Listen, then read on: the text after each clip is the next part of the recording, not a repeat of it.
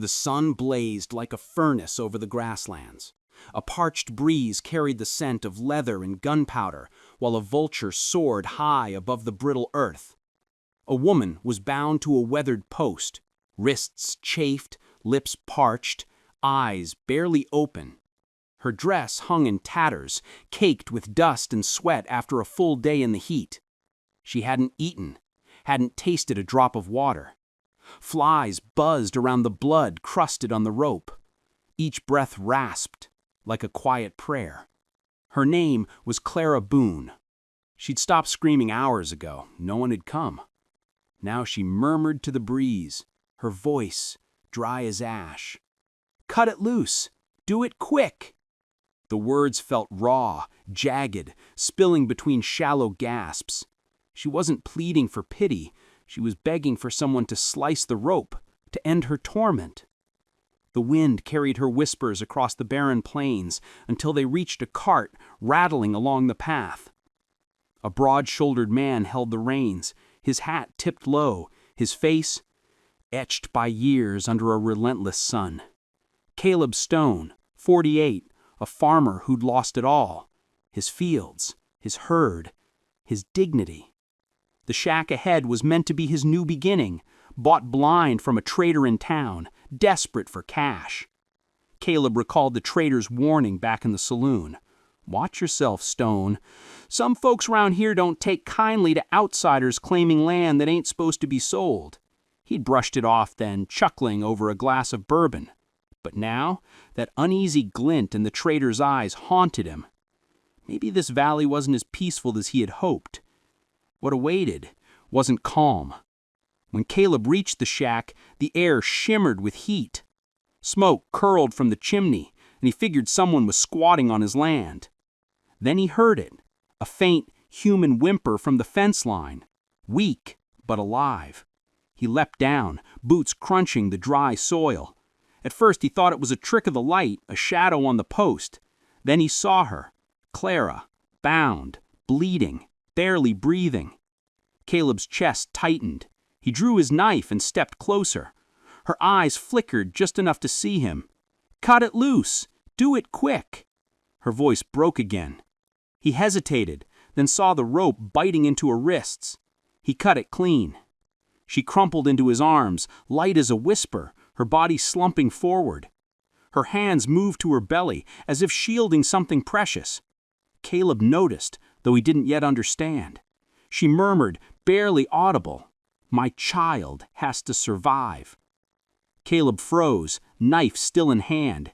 His brother's voice echoed in his mind. "Out here, you don't pass by someone in need, Caleb." Maybe that's why he couldn't leave her. She tried to stand, but her legs buckled. Still, she reached for the post, refusing to stay down. Caleb caught her before she hit the ground. There was a spark in her weary eyes, a fire that burned stubborn and fierce. Inside the shack, he laid her on the floor, dribbling water onto her lips. He soaked a cloth in a bucket and pressed it gently to her forehead. Her skin was fever hot, her breaths shallow. Each time she stirred, she whispered something soft. Caleb sat beside her, the hum of flies outside filling the silence. When her eyes finally opened, she rasped, "Thank you. Who's coming for me? Who did this?" "They'll find me. They always do." Caleb felt a chill crawl up his spine. "The land he wanted is gone." The wind carried the scent of smoke from the hills, and one question burned in his mind. Who was she, really? When Clara woke, the shack smelled of coffee and earth. Caleb sat at the table, hat off, worry creasing his brow. He'd cleaned her wounds, bandaged her wrists with strips torn from his own shirt. The morning heat already seeped through the wall's cracks. Outside, the air wavered like a mirage.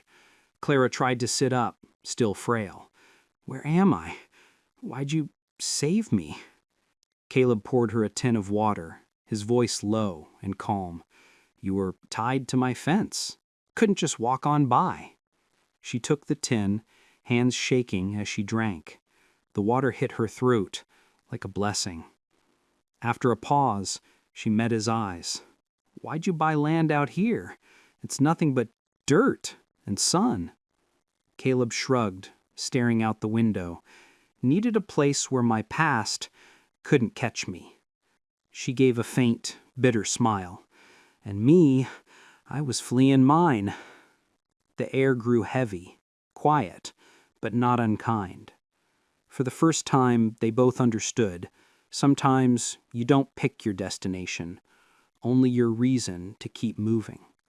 "They'll be back, soon." "Who's they? Your kin?" "No, the kind of men who don't quit till they get what they want." Caleb glanced outside. The trail shimmered with heat, but something else caught his eye, a dust cloud. Riders. He stood quickly, grabbing his rifle from the wall. The floorboards creaked under his boots. The metallic click of the lever echoed outside. Horses snorted, hooves pawing the dirt. Clara's face paled, her breath quickening. "They found me." Caleb peered through the curtain. 3 men on horseback, heading straight for the shack. The leader rode tall, dark beard, black duster, trouble in his posture. Clara's voice trembled. "That's Gideon Halt. He's the one who did this to me." Caleb's jaw tightened. The name rang a bell, like a ghost from a tale in town about a land baron who made people vanish if they wouldn't sell. Now that man was riding to his door. Caleb moved to the table, loading shells, one by one. "Stay put." But Clara grabbed his arm, eyes glassy with fear. "You can't fight him. You don't know what he's capable of." Caleb met his gaze. "I've met his kind before." Outside, the horses faltered. Boots hit the dirt. Voices carried through the thick air. "Come on out, Stone! We know you're in there." Caleb froze. They knew his name. He hadn't told her. He looked at Clara. "What did you tell them?" Her eyes widened, panic flooding her face. "I swear, I didn't, but he always finds out." A heavy knock shook the door, then another. The walls rattled. Gideon's voice boomed. "Clara, you've made me chase you long enough. Come out, before someone gets hurt." Caleb took a breath, hand steady on the rifle. The air outside stilled. "If you open that door," Clara whispered, "you'll never close it again." The door shuddered under another blow. Caleb gripped the rifle tighter. The door burst open. 3 men stepped in, dust swirling around their boots. The air in the shack went still. Gideon Holt filled the doorway like a thunderhead, eyes sharp, hand on his revolver. "Well now," he drawled, slow, "there's my runaway bride." Clara froze, hands clenched. Caleb stepped forward, rifle low, but ready. "This is my land," he said evenly. Gideon smirked, the kind of smile that never touched his eyes. "Everything I touch is mine, her included." Caleb felt the old rage stir, the same that burned when he lost his farm, his family, his brother. He kept his voice steady. "The lady says she ain't your wife." Gideon's eyes darkened. "The law says different." One of his men, a wiry guy with a scar across his jaw, edged closer, hand near his pistol. Caleb didn't flinch. Something told him this wasn't just a lover's quarrel. This man reeked of malice. Gideon stepped forward, eyes sweeping the shack. "You know, Stone," he said softly, "I remind you of someone. A farmer I met up north. Foolish old man who thought land and pride were worth dying for." Caleb's blood ran cold. Elias Stone. Gideon grinned. "That's the one. Should have sold when he had the chance." Caleb's brother. Found dead on a trail 6 months back near Gideon's territory. His breath caught. "What did you just say?" Gideon's smile widened. "Guess he learned too late." Caleb's hand twitched towards his revolver. Gideon raised the palm. "Hold on. Let's do this right. You and me. One draw, one shot. You win, I leave. I win, she comes with me." Clara stepped between them, voice breaking. "No, please. He'll kill you." Caleb's eyes stayed on Gideon's. "He already killed my brother." The two men stepped outside. The sun hung low, heavy. Gideon smirked, certain of victory. Caleb's grief hardened into focus. This was about justice. The air thickened. Caleb heard his own heartbeat, slow and steady. Gideon's eyes narrowed, a smirk tugging at his lips. The wind stilled, the grasslands holding their breath. A vulture cried in the distance. Then, silence. 1. Caleb's fingers twitched. 2. Sweat stung his cut lip. Their eyes locked, two men staring down the line between life and death. 3. A flash, bright and final. The world erupted. If you're still with me, take a slow sip of coffee, let your pulse settle, breathe deep. And before we go on, tell me, where are you right now? What time is it where you are? If you love tales of grit and justice on the open plains, hit that subscribe button. You won't want to miss what's next. The gunshot echoed across the dry plain. Dust hung like smoke after a blaze. When it cleared, Gideon Holt lay in the dirt, his revolver half drawn, his pride bleeding out. Caleb stood over him, chest heaving, gunpowder thick in the air. For a long moment, no one spoke. The world went quiet. Clara rushed from the shack, tears cutting through the dust on her face. Caleb lowered his weapon. "It's done," he whispered.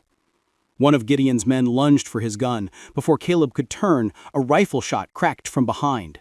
The man fell, clutching his arm. Clara stood in the doorway, the old rifle still smoking. Her aim steady. Next one won't miss. As Gideon hit the ground, his eyes flicked open, one last time. Blood stained his lips, but that cruel smirk lingered. "You think this ends with me, Stone? You don't know who owns this valley." His blood soaked into the earth, his grin frozen. "They'll come for what's theirs." Then he went still, the wind carrying his final words into the dust. Caleb stared at Clara, amazed. The broken woman he'd found was gone. This one was fierce, steady, ready to fight. He walked to her, catching his breath. "Where'd you learn to shoot like that?" She glanced at the rifle, then at him. "My pa taught me, before everything fell apart." Inside the shack, she sat slowly, hands trembling again. Caleb offered water, but she pushed it aside, one hand on her belly. He froze, eyes narrowing. "You hurt?" She shook her head, then whispered after a long pause, "I'm carrying a child." The words hung heavy. Caleb blinked, at a loss. Then it hit him. She wasn't just running from a cruel man, she was protecting a life. Clara's voice broke as she went on. "It's not his. The man I loved died before he knew. When Gideon found out, he said the child would be his heir, whether I agreed or not. I had to escape. I had to keep my baby safe." Caleb stared into the fire. He understood. She wasn't fleeing. She was guarding the last piece of love she had. Outside, a horse whinnied. Caleb glanced through the window, spotting movement on the trail. Not gunmen this time, but the glint of badges in the sun. Lawmen. Clara gripped his arm, panic in her eyes. "They won't believe me. They'll think I killed him." Caleb's heart raced. He looked at her, then at Gideon's body in the dirt. The hardest fight was just beginning, because when the law comes, truth doesn't always win. The sun was dipping low when the lawman arrived, the air thick with dust and smoke. Sheriff Harlan dismounted, eyeing the scene, the dead man, the woman with a rifle, Caleb standing quiet beside her. Harlan's gaze sharpened. "That's Gideon Holt, ain't it? Man had powerful friends." One of the deputies spoke up. "Sheriff, I saw her with the rifle. She shot him." Clara's grip tightened on the gun, but she stayed silent. Harlan turned to Caleb. "You're a wanderer, Stone, or one of his hired men?" Caleb pulled a silver watch from his vest. "This was my brother's, Elias Stone. Gideon killed him. Look inside." Harlan opened the watch. A folded map trembled in his hands. He looked at Caleb, voice softer. "You're Elias's brother. I knew him. Good man. If this is true, I'll see it through. He listened to their story, saw Clara's bruised wrists, the papers proving the forced marriage, the watch from Caleb's brother. When he unfolded the map Elias had hidden inside, his face hardened. Justice took shape. 3 days later, the sheriff's men found a cave in the hills beyond the shack. Inside were land deeds, letters, proof of Gideon's crimes, stealing water rights, threatening families, killing those who resisted. The law rounded up his men, the court cleared Clara's name and returned what Gideon had taken. She was no longer a fugitive, but a survivor. Caleb rebuilt the shack as summer faded to autumn. For the first time in years, he smiled, without guilt. One quiet morning as the sun rose over the hills, Clara hung laundry outside. She looked at Caleb on the porch and said softly, "The baby kicked today." He smiled. "What name you thinkin'?" She touched her belly gently. "If it's a boy, Elias, for the man who made this possible." Caleb nodded, eyes misty under his hat. He looked to the horizon, where the sky glowed gold. Sometimes life strips you bare, only to give back something brighter. Sometimes the path to peace runs through fire. And maybe that's the lesson. Courage isn't just fighting. It's standing for what's right when no one else will. Even after loss, hope finds its way home. So tell me, if you were Caleb, would you have risked it all for a stranger? Would you have drawn your gun for justice? Take a deep breath, sip your coffee, and let that sink in. If this story moved you, give it a like. Share it with someone who needs a spark of hope, and hit that subscribe button. More stories are waiting. Tales that remind us, no matter how dark the night, dawn always breaks through.